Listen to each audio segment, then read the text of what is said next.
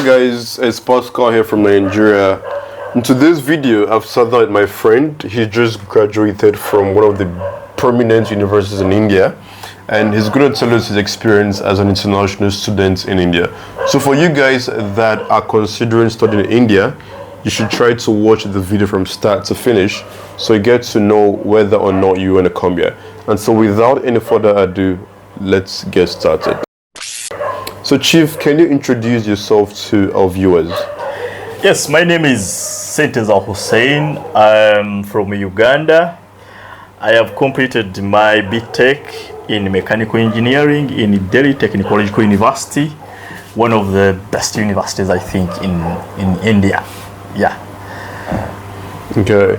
So yeah, tell us your story. Like, how did you hear about India? Like, what was the first time you heard about studying in India? So initially, India was in the movie, so I was thinking I never knew that I would come here. But when I was one of the times I got like there will be some scholarship, and I took the scholarship. I didn't expect to go through because I was like not interested to move out. But they sent me an email saying like you have successfully been selected to come and to go and study from India. I was like, oh, let me go. But initially India was in the movie. I thought I would come here. I just see people singing on the street, dancing every day. But I'll tell you later what happened. How did you select DTU? Like, how do you know about the university to select the ICCR portal? The universities sometimes they are provided in the link and website, but it wasn't my first choice. Like, I had the problem with the website. So when I was choosing the universities, once the website allowed to complete the next step, I just pressed next. I got to realize that DT was like the first choice by mistake, but I love it. Crazy. So basically you just came here by mistake. So yeah, I just mentioned ICCR Scholarship. So for those that do not know, can you tell the people what the ICCR Scholarship is? So ICCR Scholarship is one of, I think, the best scholarships in India, even in most of the other countries, because this one, they cater for from the day they accept you, they're going to do for you everything until you have completed your studies and go back home. So they're going to give you it's majorly a cultural rated scholarship through the Ministry of Foreign Affairs. So they try to do they give slots to different countries in Africa, and it's some bit of neighboring countries to India. But the advantage it has that they're going to cater for your accommodation, they're going to cater for your tuition fees, they're going to cater for your flights to and flow. So that means they will take you back to Uganda? Yes, they'll take you back to Uganda. The moment you're done with your degree, submit your degree, you tell them when you want to go. They book a flight for you? They just book a flight for you and take you back home. Oh my God, I never knew that. It's there. I've also never heard of any scholarship that will take you back to your country when you're done. That's really cool. Did I interrupt you? Are you done? No, it's great. I can continue. Okay. You guys are paid stipends, right? You paid stipends? Yes, they give you living allowance here and the accommodation. They pay directly to your account. You can sleep on the street and eat that money if you want. So do you want to tell them, or they should go check it up online? Yeah, it may vary, so I may tell them that tomorrow is different, but they can give you up to 18,000 rupees per month. That is for living. That's the stipend, and they give you accommodation like 6,500 every month. Yes. Also, they'll give you the book allowance. That one comes every semester. They'll give you the book allowance so that you can buy books and study. They'll give you the if you're doing a project and want to publish, they give you that money for publication. Yes, I think that's basically one of the things they'll give you. That's a lot. Like, you don't want to tell that. But now let's be realistic. Like, for people that want to come here, one of the frequently asked question is, Is that amount sufficient to take care of your living expenses in India? Do they still have to work? It depends on, sometimes you find that when you come here, working is not allowed, but you can have side gigs. But that money can be sufficient if you're not always outside spending money on expensive things. It can basically be the bare minimum. But it is, I think sometimes you may have shortages because sometimes you have to spend a lot, but that money is sufficient if you really not spending a lot of money on, you just live the bare minimum life. That money is very okay, and you can even save some money and keep it until you go back home if you know what you want, I think. Yeah, personally I think that money is more than enough. Yeah. For anyone, it's just depending on your spending habits. Is it boring in India? It depends on the society and the life you choose, because everything, like, I can't tell you it's boring or not boring.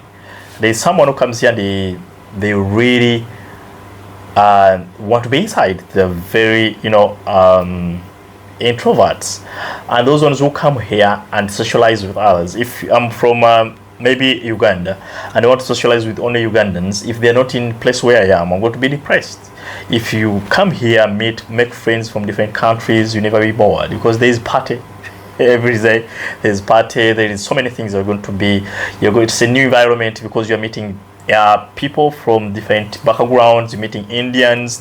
They're eager to talk to you. They want to know something about you. I think it's very fun to be here, as long as your pocket is not empty, I believe. Yeah, talking about the parties, it's like limited. It's not in every state. In Gujarat, we don't have alcohol. It's illegal to take alcohol or to buy or to sell alcohol. But if you're in Delhi or other states, you're gonna have fun, for sure. Yeah. Have you experienced any form of racism? In every country there's racism, depending on how you define it. So racism is not something that really that is much here, because Indians, if you're a black person, Indians also, they have black people, because in the system here is like maybe they have caste system, so which I'm not going to it so much, but there may be some misunderstanding here and there, and how you look. They may have different view of you without even talking to you. That one happens in every country. Even in my own country, I may find people of different tribe have a different perspective of me. So some small, you may find that 1% can be there, and it's rare depending on how the places you are in and how people. But then, do you have any experience like that 1%? Yeah, but I think it was out of 2 times maybe. At night I booked some Uber, and the guy, when he reached there, maybe I didn't call it racism, but maybe got scared because seeing a foreigner, a black man, and he may think it's dangerous, maybe, and he just cancelled his ride. Also, one second time I went to buy maybe a SIM card. They said, "You don't have the SIM card, network is not working." Of course, I knew these guys had the SIM cards, but they just didn't want to give it out.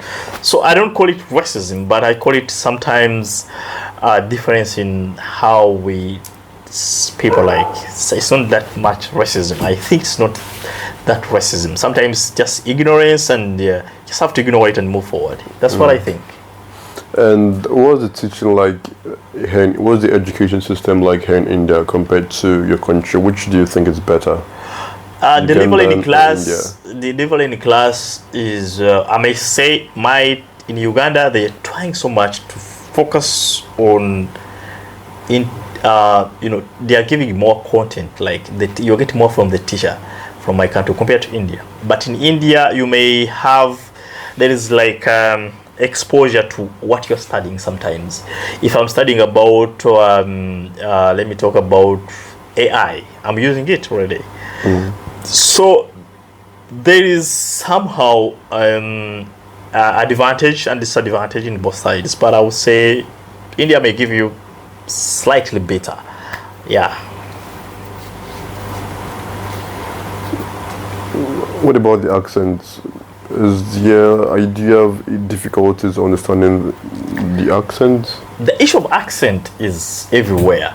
You may find that even with my fellow Africans, I may find difficulties. Even with British people, I may find difficulty. So the accent is not a big problem. It's about how do you go about it. If you're in class, you don't hear what someone is saying, you try to go to them and find a way of getting to know what they are saying. Maybe they can give you PDFs, you can study. But the accent problem is also slightly there. But you try to listen, you try to ask what they are saying.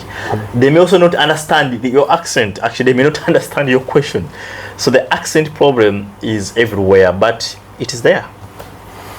And English, it's not the only official language in India. There's Hindi, there's Gujarati, all of that. Yeah. So tell us about the language barrier. Is there any form of language barrier? And if yes, how are you able to survive it? How are you able to go around the city without understanding the local language, or do you understand their local language? Now, language barriers, like 80% is there. Even with English, you may find that I may use slightly broken English, and I can understand what someone's saying even if they're using broken English. But you have to try to be on point to speak to people, and try sometimes to alter your English so that people can understand you. So language barrier is there even within the Indians themselves, because not everyone is speaking Hindi here. So you find some people are studying from Delhi, they are from Gujarat or some South India. So there is language barrier everywhere. But how to survive on that is that you try to understand if I want to learn maybe theoretical questions, like the topic is about this. Ask, what's the topic? Go look for the book, look for the name of the book, and get to the YouTube channel and learn from there. So language, but sometimes in the market you have to use like some bit of your phone and show the figures, what you're saying, how much you're trying to say. Sometimes you have to use translator on the phone because technology is everywhere. And sometimes you have to learn numbers. Basically, when you get to the country, learn numbers, because if you don't learn numbers, you're going to miscommunicate and you may end up being cheated. So learn the numbers, speak the currents, learn to say some basic words, yes, no, this, like that. It's basic, how to greet people. It gives some what you call an impression. If you're going to go to an Indian and you greet them in Hindi, it creates that bond because you're speaking their language and you may not get scammed. Okay, so tell us, like, because DTU is like a public university, if I'm not mistaken. So what's the number of international students there? What's the international community like there? Is it a lot? Is it toxic? So how are the people?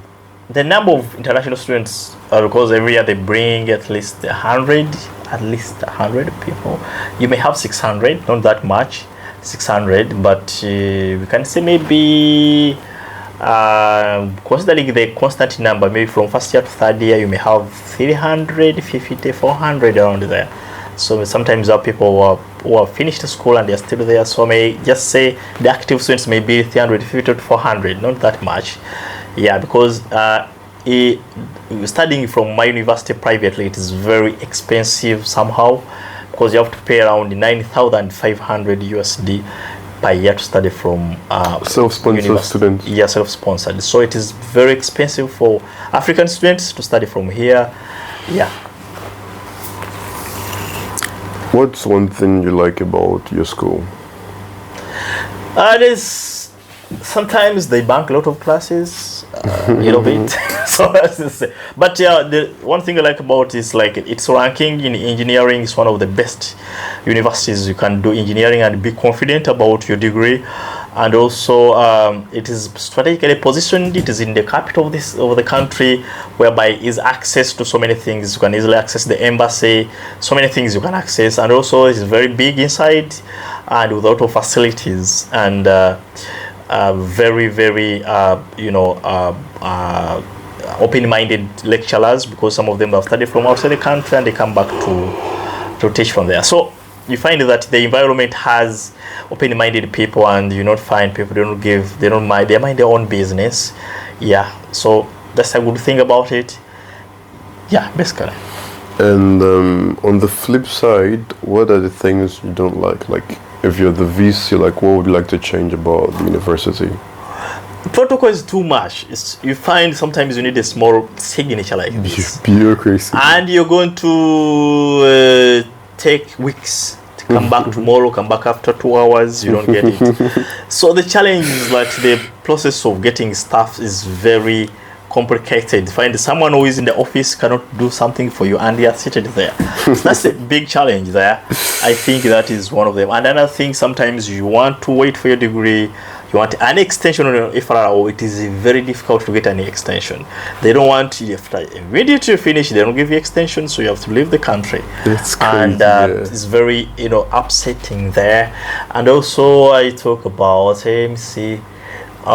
They don't care about international students about in terms of food, because there's almost 95% Indians or 96, so there's no special treatment in terms of food for international students. So that's a big challenge here.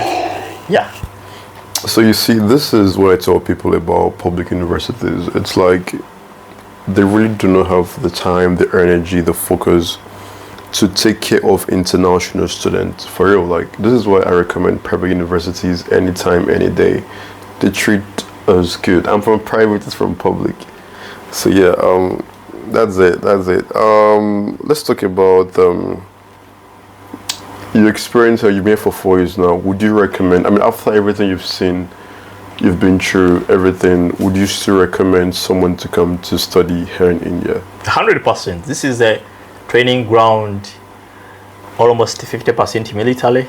You're going to learn things on your own. There's no spoon feeding for anyone. And you'll find that by the time you live here, you can live anywhere in the world. You're getting a second degree of how to deal with people. So it is, I think it's nice. It's nice for me. It's okay. So, do you have an idea of your university degree? Is it recognized in Uganda? And as I said, DTU is one of the greatest universities you're going to find. It has, the PTM you are using everywhere in India. It was designed by by a student of DTU. So I'm talking about a university that has made something very great in the country. So the degree you're getting here is highly recognized all over the world. It's one of the best universities you can join, but sometimes it's very tough to get. Even Indians cannot get here because the exams they are giving them, they have to give some exam and another exam to join this college. So it's a great university. Yeah, that's right. I just checked. It's very high rankings as well. Yeah. Do you feel safe as a black man in India? Yes. They fear me.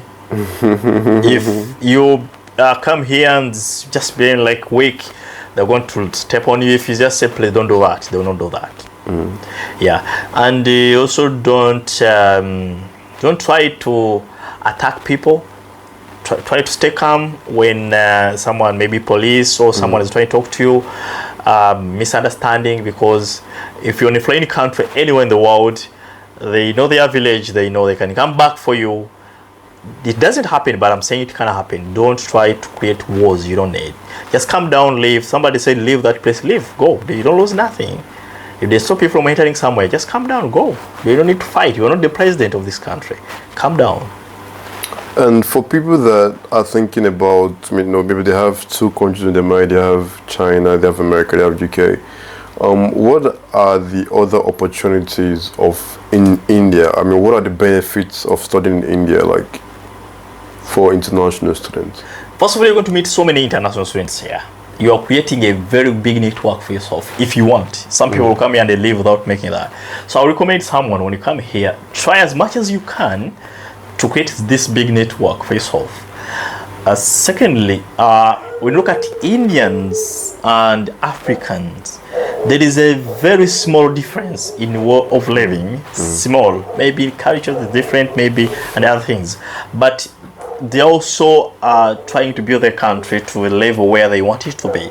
So for anyone who would like to benchmark technology and their way of doing things, India is the best thing. If you go to Europe, they have smart things, highly advanced, you're going to become discouraged. Actually, you may not copy nothing from there. So what I think is that when you come to India, you're going to believe in yourself that you can do some things, and you really can do that. So I encourage people to come here because it is easy to benchmark from a country like India, I think. Yeah. So knowledge wise, you're going to learn so many things, because also they have advanced, like look at the metro system, look at the payment systems here. You can develop your own software, you learn how to deal with customers from the market, because the country here is about bargaining. If you can't bargain, you're going to spend a lot of money. They don't care, they're not scamming you, but they are bargaining. They set a high bar. If you pay just like that, you end up paying a lot of money. If you just go, because sometimes it is always 60% of the price they have told you, 60% lower. You have to negotiate 60% in most cases. And you're done with your studies. What's your plan after graduation? I mean, you've already graduated. What you going to do with your life right now? As I told you, when you come to India and study from here, you stop thinking about getting employed. The best thing you want to think about, how can I start my own thing and I put it a level where I want it to be. That's the training you're getting here. It's hard to get it elsewhere. Elsewhere, because your working is not allowed, but you have to think outside the box. Yeah, so because survive. You don't get a job, you must survive. So that's one of the advantages. So I'm thinking about starting my own company. Of course, you already started it and put it to the level I want.